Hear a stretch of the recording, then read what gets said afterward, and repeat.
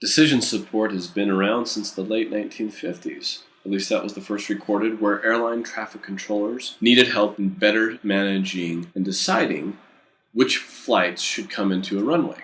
So a computer-based software system was created to help them make those decisions on the fly. You would think that if decision support has been around for this long, that there would be great examples in the benefit industry in helping make decisions. So we looked into the industry and researched that in preparation of coming up with our own decision support system. Hi, my name is Thomas Leishman. I'm a senior software engineer at PlanSource, and I'm going to talk to you about the research of what we found that's out there and the direction that we decided to go with our decision support software. The first thing we looked at is what type of users were these decision support systems geared towards. The basic two types we looked at were they for those that needed help, that didn't really understand the benefit landscape, or those that basically wanted to do it by themselves. They already knew exactly what they wanted. And what we found was there was a bit of a mix. The majority of the sites had very little decision support, so they had it for those that would do it themselves, but they lacked support for those that needed help. And for some of those that added support for decision making, they did do a good mix where they would allow you, in this case, to get help from their software, or to skip the help and go straight to choosing their own benefit. There were also some that went the other extreme, where they assumed all the users coming in would all need help making those decisions, that none of them knew what they wanted, and thereby requiring that all users go through a lengthy series of questions in order to be able to even see any options or plans or benefits that they could choose from. Our approach is we thought we ought to design for both users. Give guidance for users who need help, who don't understand the benefits, but also provide immediate choices for the DIY crowd, those that already know exactly what they want. The next area we looked at were surveys. How were the questions presented? What was the wording on the questions? Did the questions seem appropriate? What were the length? As some examples, we saw these as common questions. For example, imagine that you received a bill in the mail for healthcare services due at the end of the month. What is the most you could comfortably pay? I'm not sure about those that make a lot more than I do, but I would imagine no matter how much you make, almost nobody would want to pay more than this first choice. Why would you pick that you would comfortably pay $5,000 or more? That doesn't sound like a comfortable bill to me. So we didn't feel like this was an appropriate question. They give the explanation as to why they're asking this, and it makes sense as to why they're asking this. What is the maximum deductible that you might be comfortable with? But it seemed like the majority of the users would obviously answer the first question, so we don't know that question would be valuable. The second question, how would your best friend describe you when it comes to taking risks? Well, that depends. Are we talking about heli-skiing? Are we talking about sports activities or money or parties, or what are we talking about here? So I think this question also lends to being a difficult question to answer. The other part that makes it difficult on these questions to answer is a bit of transparency. What if I answer that I'm a real gambler? Does that mean that you're going to increase the cost that I'm going to have to pay? Are you going to present to me different choices of costs rather than just recommendations? With a lot of these systems, the survey was fairly lengthy. You'd have to go through all the questions, answer them, and it wasn't until you got to the very, very end of all these questions, and we're talking anywhere between 20 to 40 questions, that you would know what type of impact, if any, that they had on the recommendation. If you wanted to change your answer, it would actually require quite a bit of work to go back through the survey, find that question, change your answer, and then go back to the results to see how it affected it. So we didn't feel like these were very good questions, and with the length it was difficult. They did give an explanation, and oftentimes as to why they were asking them, but oftentimes the explanations seemed to be exactly the same. We're just trying to help determine what's right for you. Not exactly, why are you interested in my exercise habits? Are you going to charge me any different? As I talked about before, users want to experiment with the answers. One scenario that we are aware of is oftentimes they want to see what would their options be if they included their children, their dependents, or if they didn't. What would the costs be? And in the case of many of these, it would take quite a bit of work to go back through the survey and figure out what would it take to include my dependents and what would it take to include and how the recommendations and the pricing change. So the other tools made this difficult to go through and experiment with these answers. Our solution? We decided that we would do smart surveys. Shorten the length and time. Be careful with the question types that we present in the wording. And transparency. Not only let them know why we are asking, but allow them to easily experiment with the questions and see immediate results based on them changing their answers. The next area we also looked at that it doesn't seem like anyone else is doing, but this definitely is something that we feel is critical, is data predictions. Here you see a social network of a particular individual and all the people that are related or associated and how. Well, what other types of people are associated or related to an individual signing up for benefits? How many of them have the same number of dependents within the same age range, similar salary, live in the same state, and what choices did they make, or how could we help them out? An article in the New York Times outlined a story that Target had hired a statistician, a data analyst, to look through the data that they had. And they wanted to know if they could accurately predict when a woman was pregnant. The reason for this is once she gives birth, that birth certificate is public record. If you've ever had a baby, you know that your inbox, your mailbox is flooded with advertisements for diapers, formula, all sorts of other things from all different people competing for your business. Well, Target wanted to get into the head of these women who are expecting and get their business ahead of time and have them understand that Target is the place to buy all these things for your babies. So this data analyst looked through the past shopping history, and they knew once they'd had a baby, because they bought newborn diapers, they bought formula, they bought bottles. So they looked at the prior purchase history to see if they could accurately determine whether or not a woman was pregnant. So they could start targeting and marketing and giving them options and information that they would be pertinent to them in their shopping experience prior to the birth of the baby.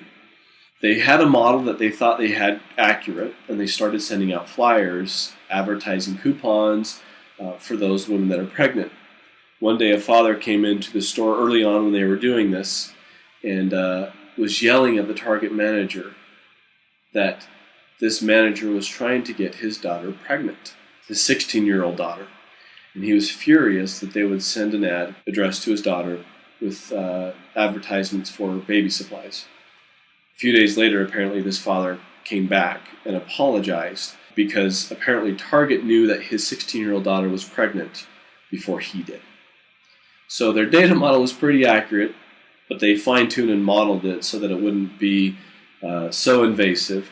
They've since filtered in ads so that when you get an ad in the mail from Target, you think that all your neighbors have the exact same ad, but there's a good chance that there are some custom advertisements in there specifically meant for you based on your purchase history. With this in mind, we've got thousands of users that have enrolled in our software, and we know the choices that they've made in the past. So based on this information, what type of things could we predict with our data? So we've decided one of the first things we would do in the surveys, the short, smart surveys that we'll be asking our users, what if we could predict, for the most part, to a 75% accuracy, the answers that they're already going to answer? So we'll already make the prediction. They could then change them if they want, or they could say, yeah, that's probably the choice I would make. So we could predict answers based on what other people like them have already answered. Second thing we could do is make recommendations on plans based on what we know others like them have chosen that have similar demographics, similar other plans that they've chosen. We can make volume recommendations on how much life insurance should they pick. Basically, get out of the way. Help make recommendations that we feel are fairly accurate based on the data history that we have, but make it almost seem like it's such an easy process that the user, in some cases, may just hit next and finish.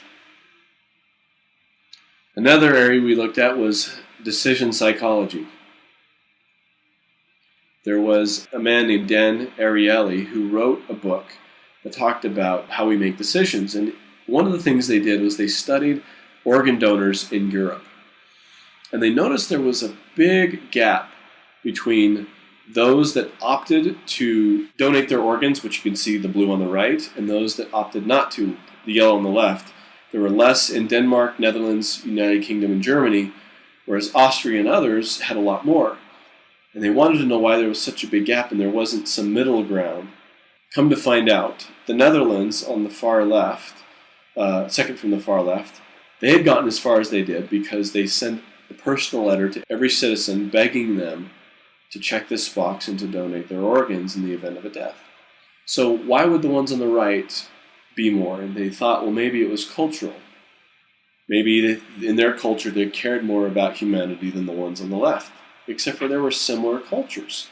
You see Germany on one side, Austria on the other. You see Denmark on one side and Sweden on the other. So why such the gap? Well, it turns out the wording on the DMV form and how they approached it. They had an opt-in in some countries versus an opt-out in other countries. For example, the opt-in said, check this box if you want to donate your organs in the event of a death. In other countries, they had, check this box if you don't want to donate your organs in the event of a death. In other words, if you don't check it, we're going to assume that you want to. The result? Those countries that had the opt-in approach had less people donating their organs than those that had the opt-out. Basically, what Dan figured out was that sometimes when it comes to a choice where there are a lot of variables, a lot of complexity, we don't always know what we want, and so the easiest choice is to make no choice at all, or to go the opt-out approach. So the easiest choice being no decision, or the opt-out approach, we only know of one other benefit system that does this. Almost all the majority of the benefit systems go with the opt-in. So we're going to go with the opt-out approach. Based on the data predictions that we've figured out, we're going to make these survey assumptions, predict the answers that I already talked about, and the recommendations of the plans and the volumes, we're not only going to make the recommendations, but for the first-time users enrolling in the system, we're going to auto-elect those plans and volumes that we are recommending. So we are going to take the opt-out approach in this area. Now let's talk about trust. In building a system like this, it's difficult to build trust because the users may just think, well, you're just trying to get the most money out of me. So it's important to have information in there so that you can build trust. In a recent study, an article done by TripleTree, they were discussing how healthcare has moved from being it's chosen for you by your employer to now we're giving all the tools to the employees and making their own choices, more of a consumeristic approach. And one of the keys that they outlined to be able to accomplish this effectively was to provide tools and transparency. So comparison shopping, some of the other systems that we looked at had some comparison between plans. Others did a very poor job in being able to help you decide or understand when we're making this recommendation, here are the other options, but you can see based on these comparisons, this is why we're making this recommendation, being able to compare. We need and like to compare and judge value and make sure that the decision that we're making has merit. We do this all the time in restaurant menus when we buy homes, cars, hotels, electronics. We study what the other competitive products and features are. We like to see those comparisons. So we want to make sure that there's good comparisons available. Another thing is ratings. In being able to have social proof, the recommendation that they're choosing or what others have chosen are similar to what I'm thinking I want to choose. I don't want to be out in the dark. How many of you, when you go buy something from a site, one of the first things you do is look for the stars, you look for the reviews, you look for what other people have said? Well, apparently you're not alone because over 70% of Americans say they look at the reviews before they purchase.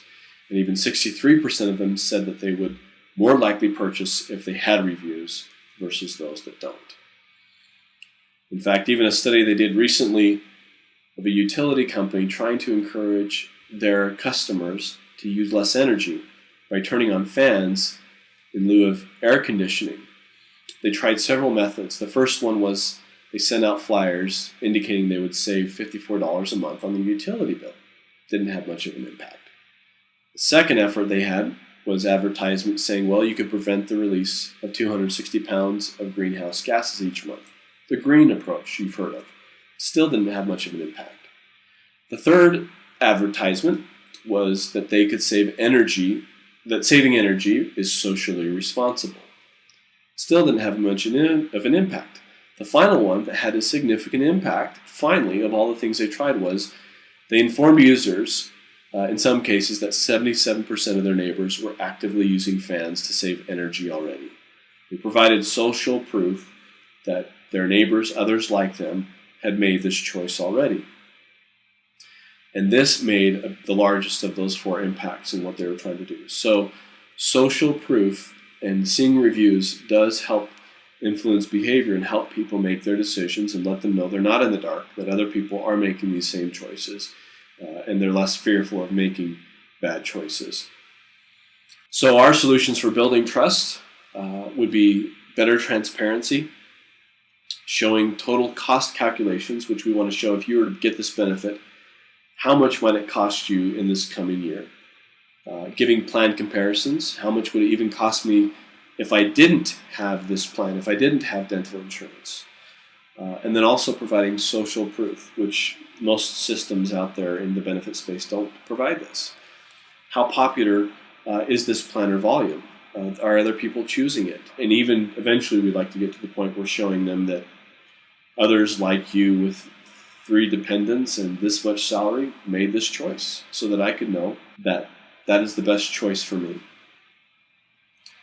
So, in summary, our decision support strategy is smart surveys, predictions for answers and predictions for plan recommendations, going with the opting out approach, giving complete transparency so they can see plan comparisons and total cost calculations, and lastly, social proof.